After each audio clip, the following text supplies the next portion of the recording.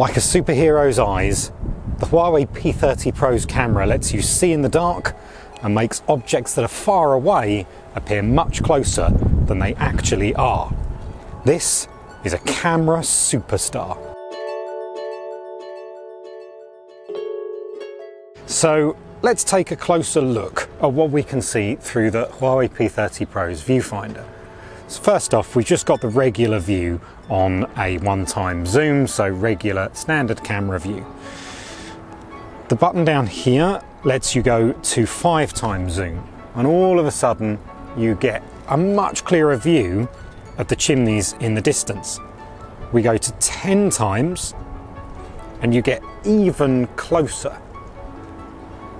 Now here's the really impressive part. You're not actually going to want to use the pictures with 50-time zoom, but it can do that.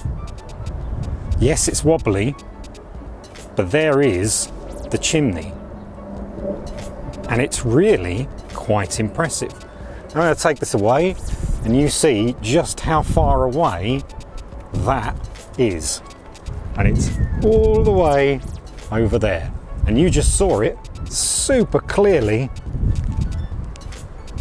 on the Huawei P30 Pro's screen. Do not adjust your screens.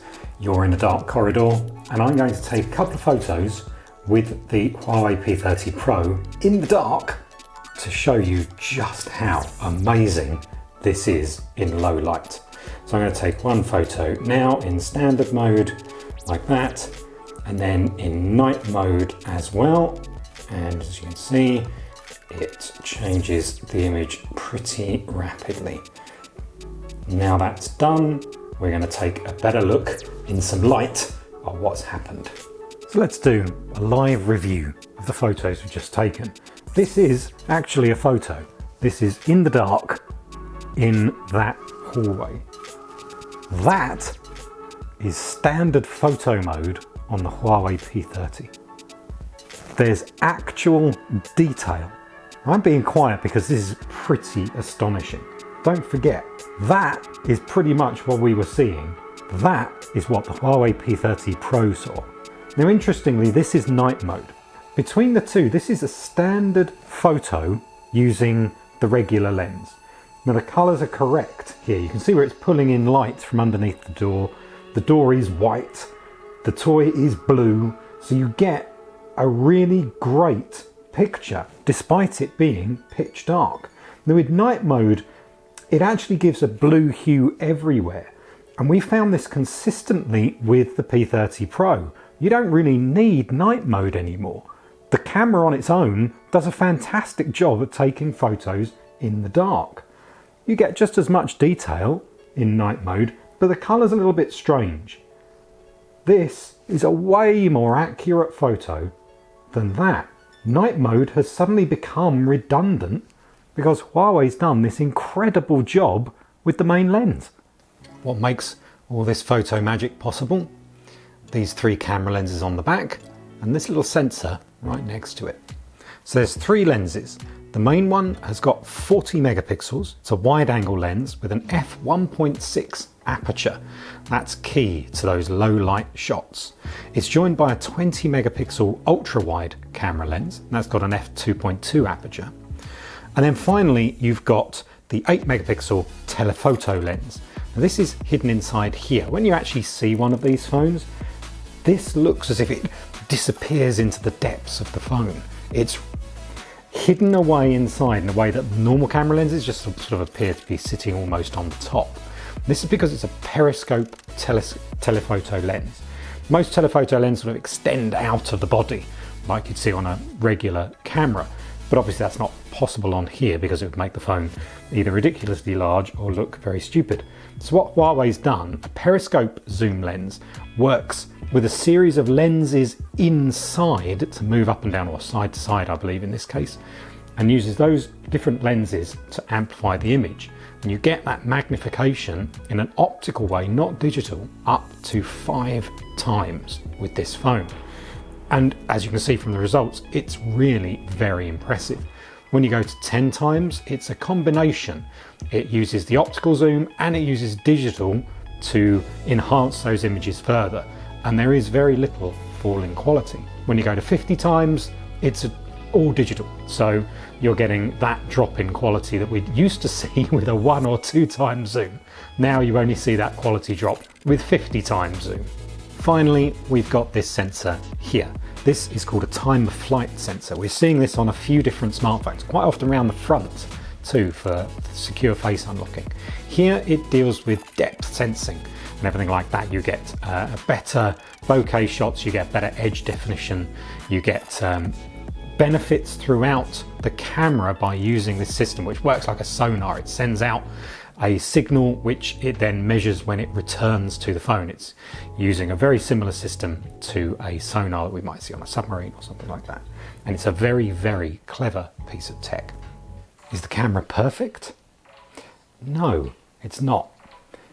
You probably heard in the description there that there are a lot of different apertures. And the way that the camera works is that you'll use different lenses at different times, often on their own or at least with a combination. This often gives you different exposure levels. It makes images look a little bit different every time depending on which camera lens you use.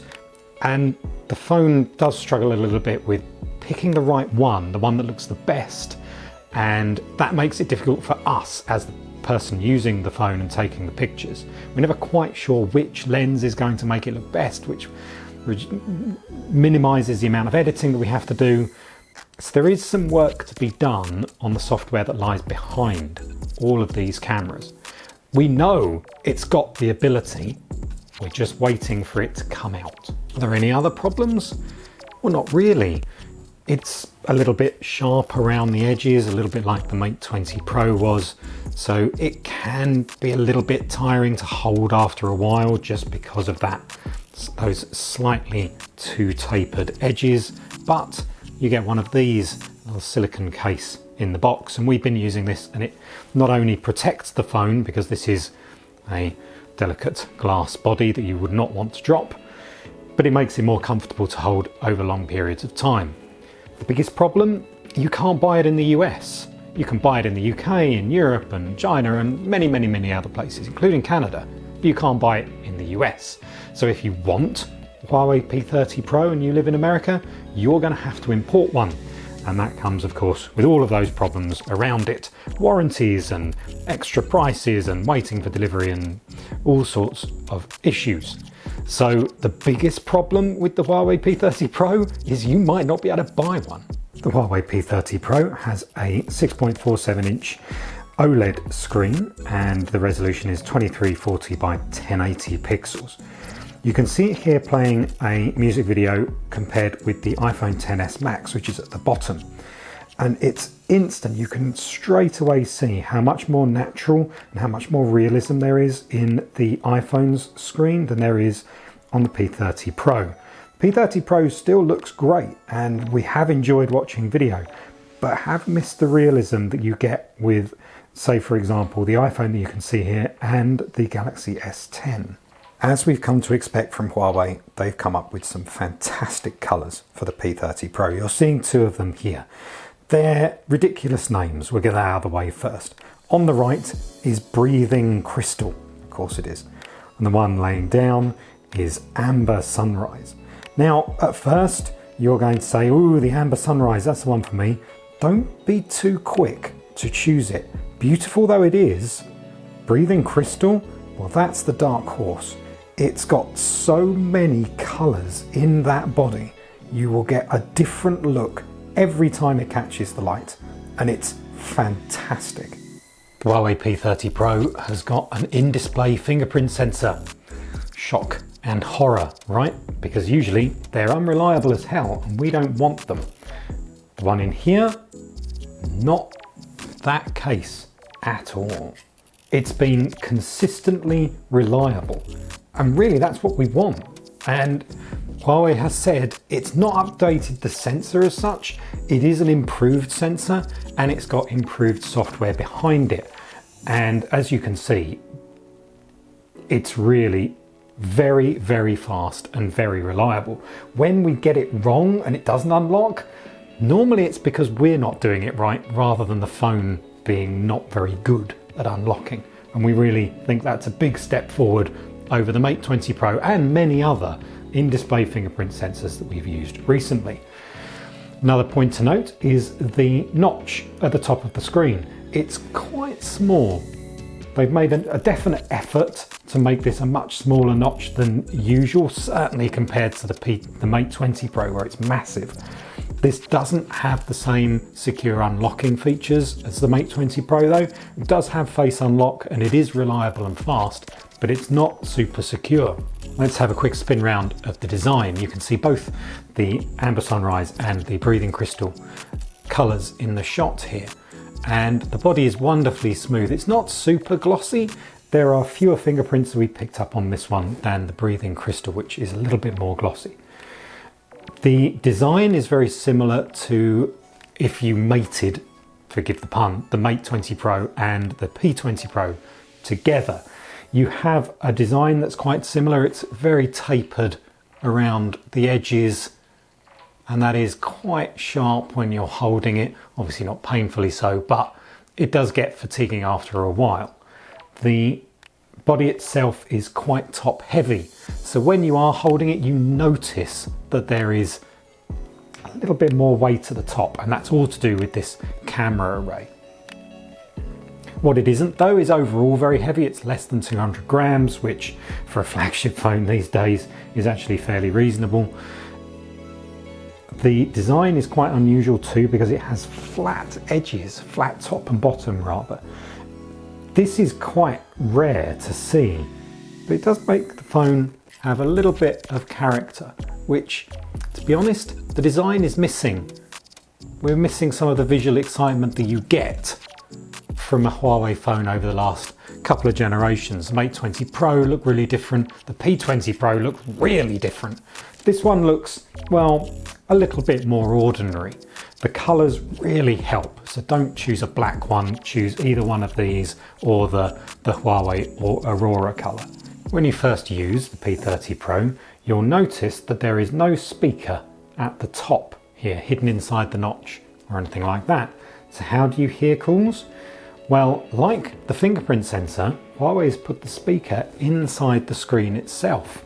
When you make a call, there is an indicator of where you should put your ear, but it's not very precise. You can pretty much hold the phone, the top half of the phone, anywhere on your head, and you'll hear the call as you would as if the phone had a regular speaker. We've tried this kind of thing before and it's been moderately successful, the original Xiaomi Mi Mix for example, but here it's really effective. We didn't have any issues with low volume or not being able to hear the caller. It was very, very impressive. A new piece of tech inside the P30 Pro that you'll actually enjoy using a lot. Another great feature of the P30 Pro is its battery. It's a 4,200 mAh cell inside here, and it easily lasts you for a day. If you turned it off overnight, you'll get 2 full days out of this. Even with very heavy use on a single day, this lasted easily from 7 AM until 11 PM at night, and that's with heavy use using video, photos, social, email, and many, many other aspects too. The battery is a powerhouse inside the P30 Pro. Huawei P30 Pro is a phone for photographers. With its amazing camera, you can take shots that are completely out of reach of any other smartphone that's available today. And what's more, it's got the battery life inside that'll do it all day long and a bit into the next day too. That is the reason you will want to buy the Huawei P30 Pro. Thank you very much for watching.